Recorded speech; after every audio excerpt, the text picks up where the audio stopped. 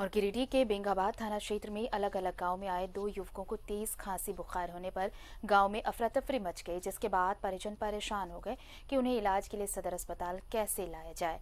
गांव में न एम्बुलेंस की व्यवस्था है और न ही कोई दूसरी सुविधाएं। इसकी सूचना मिलते ही बीजेपी नेता जमकर भड़के, जिसके बाद सीओ संजय सिंह ने मामले में गंभीरता दिखाते हुए खुद संदिग्ध मरीज के पास वो पहुंचे और दोनों को जांच के लिए गिरिडीह सदर अस्पताल भिजवाया।